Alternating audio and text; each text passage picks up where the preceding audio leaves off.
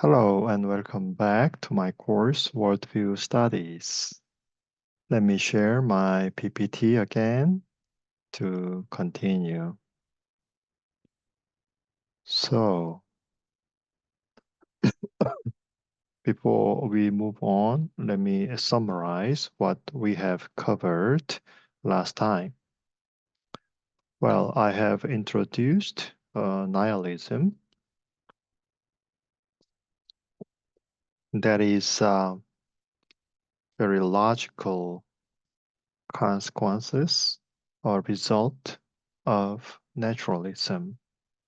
And nihil is from Latin word meaning nothing.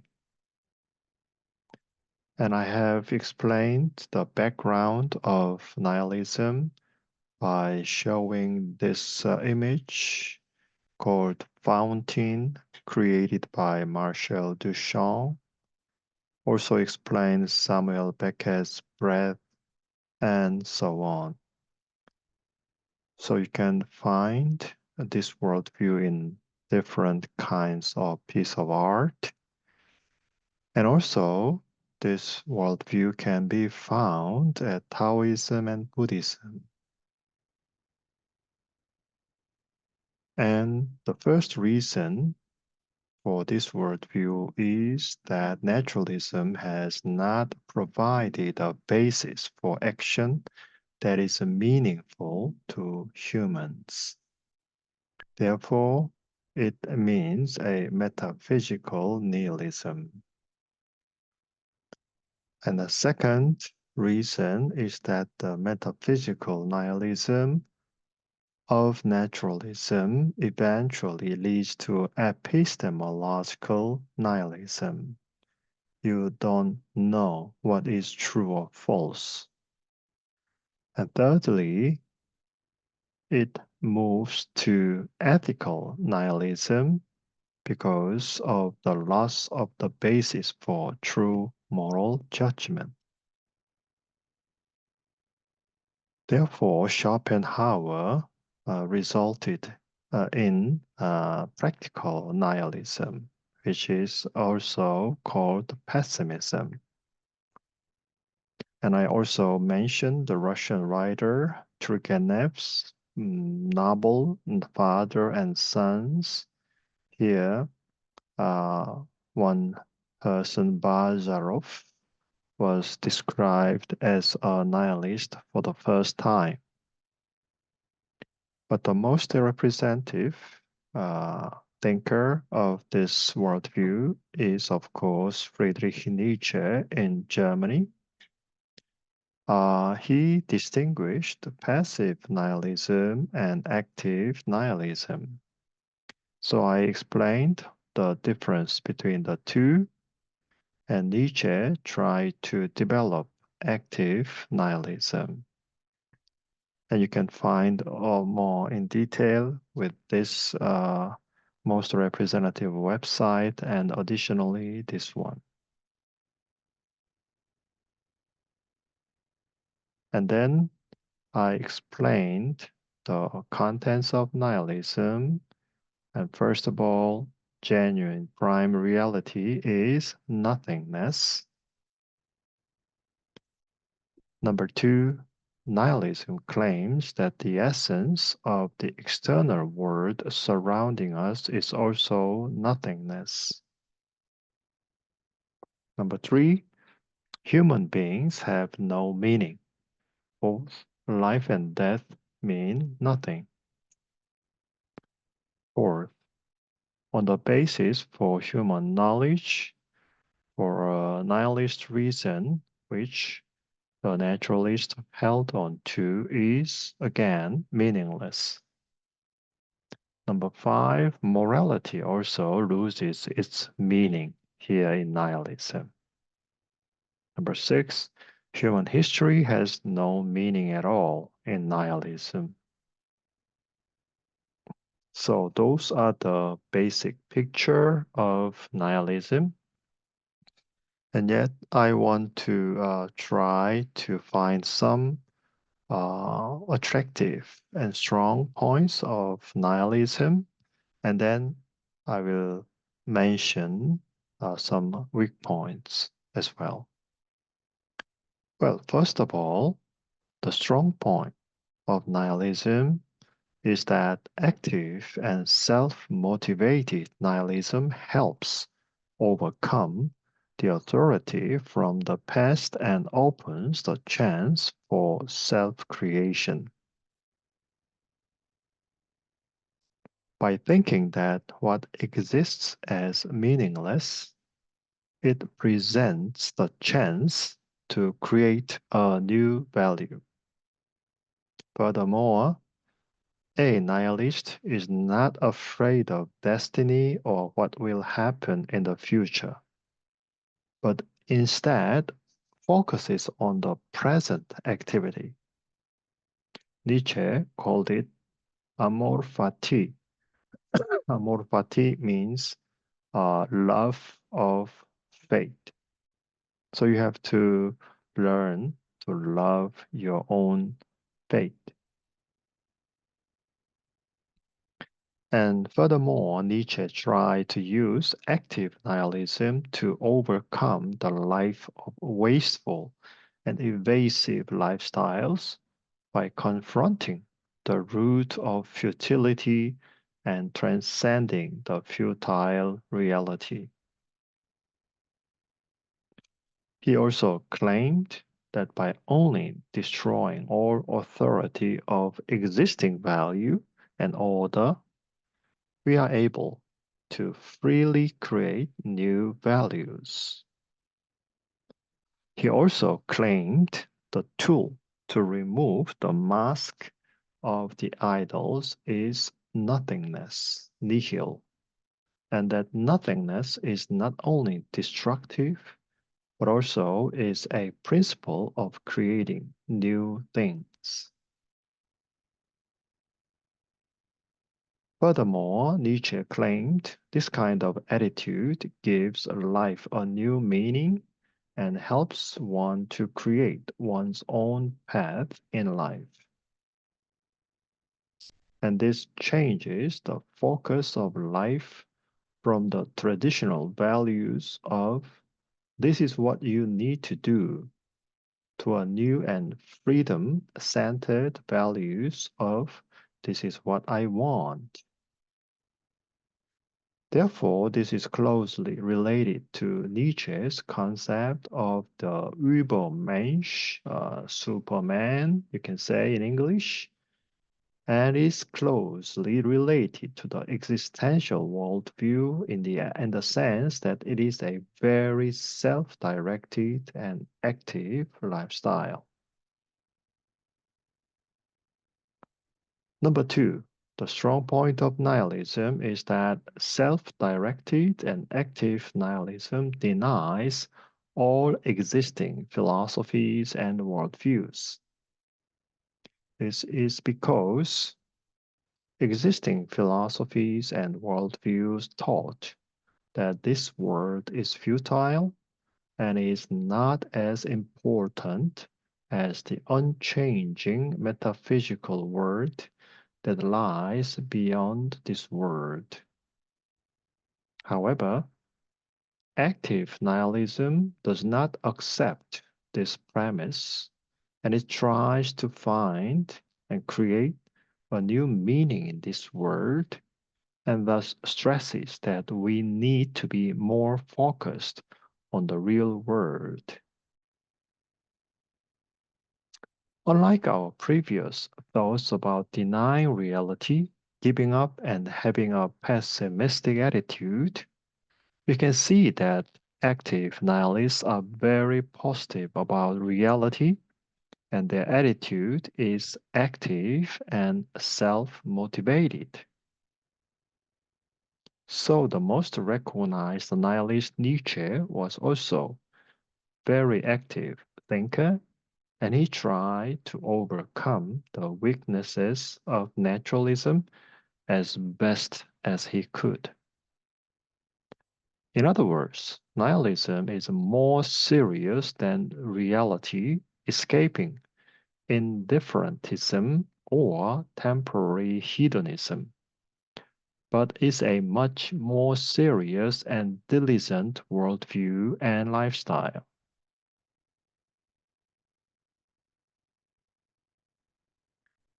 The third strong point of nihilism is that active and self-directed nihilism affected existentialism, postmodernism, anarchism, and other worldviews. Anarchists believe that human beings are born good, but the government has caused inequality. So as to solve this problem, all systems have to be torn down and absolute human freedom should be secured. The focus here should be on how this worldview changed the focus of previous worldviews from nation-oriented worldview to a personal-oriented worldview. Furthermore, nihilism has affected postmodernism as well. What is postmodernism? Well, to understand it, you need to understand what modernism is. Modernism was a rational, white male-oriented worldview, but postmodernism turned out to be about emotion, racial diversity, female and the minority-oriented worldview. So both are the opposite. Nihilism was the logical conclusion of deism and naturalism as we have seen before, but it did not remain there, but tried to overcome the criticisms and so acted as a bridge to cross over from modernism to the postmodern worldview. So I try to point out some positive and strong points in three kinds. And now I want to point out the other side. The first weak point is that from meaninglessness, nothing can come out, actually. Or on the other hand, anything can come out. You see?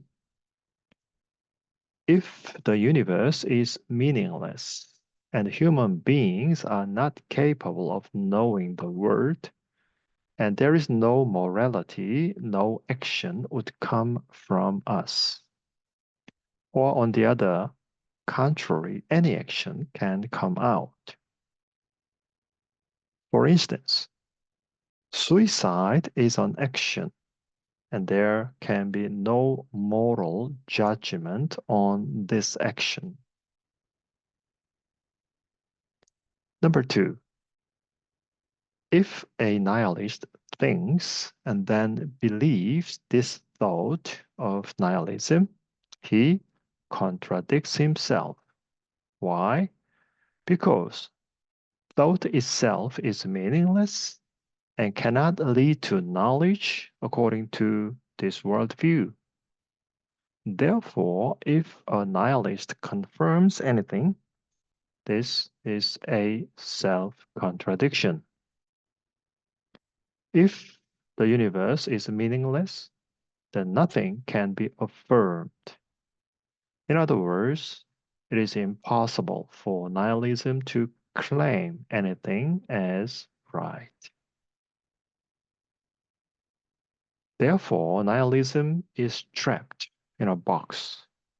There's nowhere to go out of this box.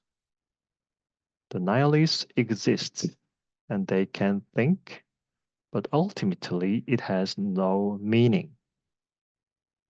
Therefore, if a nihilist truly lives by one's words, there is only one place for one in this world, but a mental hospital. However, there are not many nihilists that live such a consistent nihilistic way of life. Number three, a limited form of active nihilism is possible, but it has its limitation too. For example, to deny the existence of God, God needs to be presupposed, isn't it? But if there is nothing to deny, we cannot say what we are denying. Therefore, it is meaningless to say that one denies God. To deny something that doesn't even exist is a logical contradiction. And so, nihilism leads to a self-contradictory cynicism. Number four, the weak point of nihilism is that it is the end of art. Many modern artworks, such as literature, painting, plays, and movies, portray nihilistic ideas. For instance, there is Samuel Beckett's The End of Game and Franz Kafka's Their Process. But if these plays are meaningless, we cannot accept any of the aesthetic values of these artworks. However, all artwork has some form and have meaning. Therefore, even if an artwork tries to portray meaninglessness, the act of doing so has meaning and is thus non-nihilistic. The fifth weak point of nihilism is that it causes many psychological problems. Human beings cannot live by nihilism because human beings are created to seek meaning. The fact that Nietzsche spent the last 10 years of his life in a mental hospital is a clear example. In fact, though there are times in our daily lives that seem meaningless, but there are many other instances that are meaningful.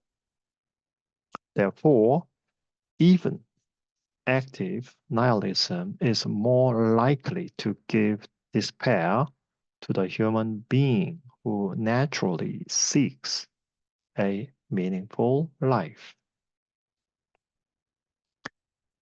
We can see nihilistic thoughts in the Eastern philosophies of Taoism, especially Lao Tzu, and in the thoughts of Zhang Tzu. I mentioned that in a previous lecture, and Lao Tzu and Zhang Tzu are the two representative thinkers of Taoism. We will talk about that later in detail. However, the most serious problem here is the futile and tragic end of nihilists. If our life is futile, then there is no reason to live, and even during our lives, we will face many psychological problems. Therefore, nihilists such as Nietzsche, Hemingway, and Kafka had a tragic end in mental hospitals or by taking their own lives. And furthermore, problems can be found in nihilistic literature as well. From the nihilist work, excluding the works mentioned above, there is, for instance, Samuel Beckett's Waiting for Godot. However, what meaning can we give to these nihilistic works that stress the meaninglessness of life? To create art, there must be some meaning and value that needs to be conveyed. However, to convey the value of meaninglessness is self-contradictory, isn't it? Therefore, Friedrich Nietzsche tried to use the thoughts of Übermensch and Wille zur Macht to criticize the worldviews and values of his days. So he tried to overcome his trap by seeking to be a Superman or Übermensch with the will to power. And he tried to use the expression amor fati, love of fate, and active nihilism to overcome inevitable fate by the principle of creation and by seeking the increase of power. However, as we know, his life ended in tragedy. So, what can we say? What can we offer alternatives to the weak points of nihilism? Well, I will talk about that next time. So this is the end of the second lecture on nihilism.